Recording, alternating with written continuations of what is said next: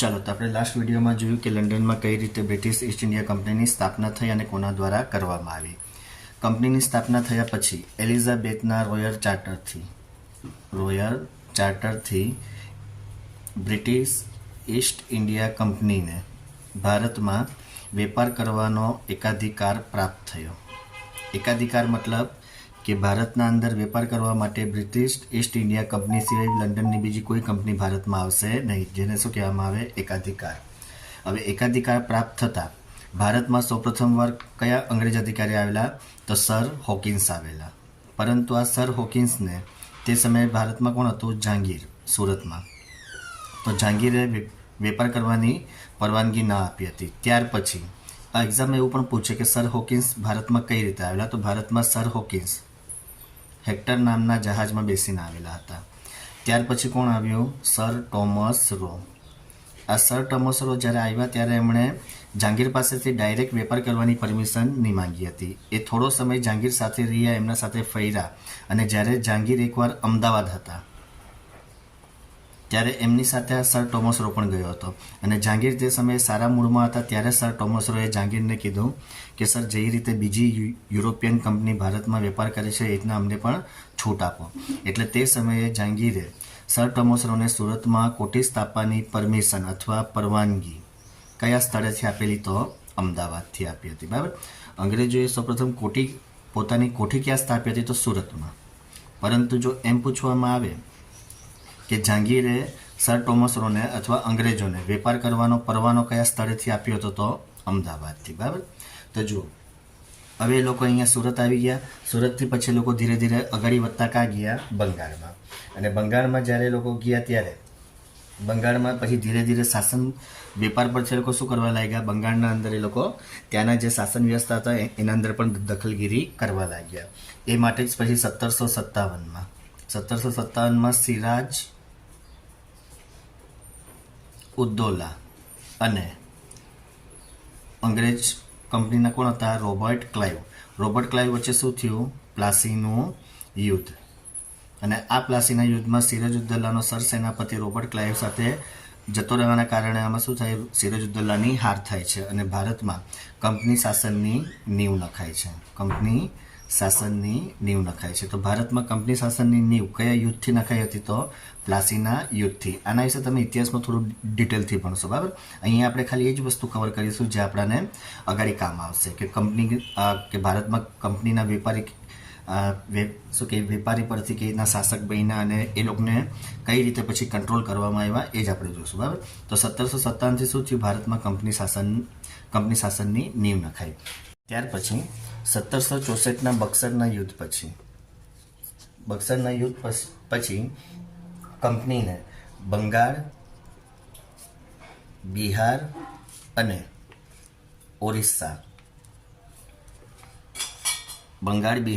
ઓરિસ્સાની શું મળી ગઈ? દીવાની સત્તા. દીવાની સત્તા મતલબ કે આ 3 પ્રાંતમાં હવે કંપનીને રાજસ્વ એટલે કે કર ઉઘરાવવાની અને પ્રશાસન કરવાની છૂટ મળી. અને ત્યાર પછી જ 1765માં સૌપ્રથમ વાર રોબર્ટ ક્લાઇવે બંગાળમાં શું નાખ્યું? દ્વિમુખી શાસન પદ્ધતિ. મતલબ કે રાજસ્વ હવે કોણ ઉઘરાવશે? આ 3 એરિયામાં કંપની.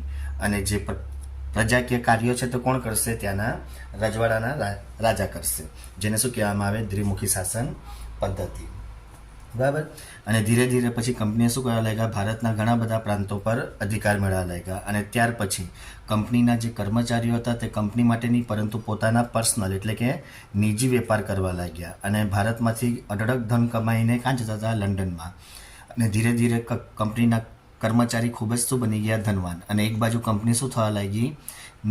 નબળી પડવા લાગી. કહેવાનો મતલબ કે કંપની બંધ થવાના આરે આવી. એટલે આ વસ્તુ જોઈને લંડનના પ્રધાનમંત્રીને થયું કે કંપનીના કર્મચારીઓ કઈ રીતે આટલા બધા પૈસા કમાય છે અને કંપની કેમ ઘાટામાં જાય છે. તો કંપનીને સૌપ્રથમ વાર શું કહે? કંટ્રોલ કરવા માટે કંપનીના કર્મચારીઓને કંટ્રોલ કરવા માટે લંડનથી ભારતમાં એક એક્ટ આવ્યો જેને શું કહેવામાં આવે? Regulating act. એ ક્યારે આવેલો? 1773માં. એટલે આને શું કહેવામાં આવે? 1773નો રેગ્યુલેટિંગ એક્ટ. અચ્છા, હવે આ 1773નો રેગ્યુલેટિંગ એક્ટ તે સમયે કોણે પસાર કરેલો? તો લંડનના તત્કાલીન પ્રધાનમંત્રી, જેનું નામ શું હતું? Lord north. તો ભારતમાં સૌ પ્રથમવાર રેગ્યુલેટિંગ એક્ટ કયા પ્રધાનમંત્રી શ્રીના સમયમાં પસાર થયેલો? તો લોર્ડ નોર્થ. બરાબર. હવે શું થયું? ફોર્ટ વિલિયમ પ્રેસિડેન્સીના જે એટલે કે કલકત્તાના જે ગવર્નર હતા એમને મુંબઈ અને મદ્રાસના પણ શું બનાવી દીધા? Governor general. એટલે કે ભારતમાં સૌ પ્રથમવાર ગવર્નર પરથી કયું પદ ઊભું થયું? Governor general. આમ ભારતમાં સૌ પ્રથમવાર ગવર્નર જનરલ તરીકે કોણ હતા? Warren Hastings. અગર જો બંગાળના પ્રથમ ગવર્નર પૂછે, બંગાળના પ્રથમ ગવર્નર પૂછે તો કોણ આવશે? Robert Clive. પરંતુ બંગાળના પ્રથમ ગવર્નર જનરલ પૂછે તો કોણ આવશે? Warren Hastings. કારણ કે 1773ના સમયમાં ગવર્નર તરીકે કોણ હતું? વોરન હેસ્ટિંગ્સ હતા. આ વોરન હેસ્ટિંગ્સે 1772માં બંગાળની જે રાજસ્વ હતું કે નહીં, રાજસ્વ એટલે કે કર ઉઘરાવવા માટે એક પદ ઊભું કરેલું, જેને કહેવામાં આવે કલેક્ટરનું પદ. એટલે કે ભારતમાં કલેક્ટરનું પદ કોણ ઊભું કરેલું? તો વોરેન હેસ્ટિંગ્સે કરેલું. બરાબર. અને આ જ વોરેન હેસ્ટિંગ્સને શું કર્યું? પછી મુંબઈ અને મદ્રાસના ગવર્નર જનરલને પણ એમના અંદરમાં મૂકી દીધા. એટલે કે ભારતના અંદર શું થયું? આપણે કેન્દ્રીય શાસનની નીવ મુકાઈ. કેન્દ્રીય શાસનની નીવ મુકાઈ.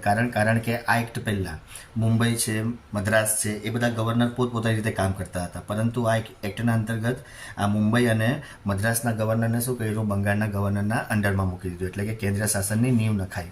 અને જે રોબર્ટ ક્લાઇવે જે દ્વિમુખી શાસન પદ્ધતિ શરૂ કરેલી એને શું કરી? સમાપ્ત કરી હતી. બરાબર. તો આ એક્ટના અંતર્ગત શું થયું? ભારતમાં એક તો કલેક્ટરનું પદ ઊભું થયું અને કેન્દ્રીય શાસનની નીવ નખાઈ. ત્યાર પછી શું થયું? 1774માં કલકત્તામાં શું સ્થપાઈ? તો હાઈકોર્ટ, શું સ્થપાઈ? Supreme court. અને આ સુપ્રીમ કોર્ટના પ્રથમ શું કે જજ કોણ હતા? તો એલિઝા ઇમ્પે હતા. બરાબર. સુપ્રીમ કોર્ટના અંડરમાં શું મૂકી દીધું? All subject of British. મતલબ કે આના અંદર કોઈ ખાસ શું કે એ સુનિશ્ચિત કરવામાં નહીં આવ્યું કે ઓલ સબ્જેક્ટ ઓફ બ્રિટિશનો મતલબ શું. આ બાજુ ગવર્નર જનરલ બન્યા. ગવર્નર જનરલ એ પોતાની રીતે અલગ કાયદા અને શું કે સુનવાઈ કરે, અને આ બાજુ સુપ્રીમ કોર્ટ પોતાની રીતે પોતાને શું માનવા લાગી? સર્વશક્તિમાન. કારણ કે આ 1773ના રેગ્યુલેટિંગ એક્ટમાં શું લખેલું? All subject of British. એ બધા કોના અંડરમાં આવી ગયું? સુપ્રીમ કોર્ટના અંડરમાં. એટલે કે ભારતના અંદર જે બ્રિટિશના એટલે કે જે કંપનીના અંતર્ગત જે ક્ષેત્ર છે અને કંપનીના જે માણસો છે તે બધા કોના અંદરમાં આવી ગયા? સુપ્રીમ કોર્ટમાં. એટલા માટે અહીંયા કંઈ સ્પષ્ટ નહીં થયો. અને આના અંદર આ સ્પષ્ટતાને દૂર કરવા માટે પછી શું થયું? ભારતમાં એક બીજો એક્ટ લાવવામાં આવ્યો, જેને સેટલમેન્ટ એક્ટ પણ કહેવામાં આવે. બરાબર. પરંતુ હવે જે સેટલમેન્ટ એક્ટ છે ને એના પછીના એક્ટ છે તે આપણે નેક્સ્ટ વિડીયોમાં જોઈશું. બરાબર. અને આ વિડીયો જો તમને ગમે તો મને જરૂરથી કોમેન્ટ કરજો.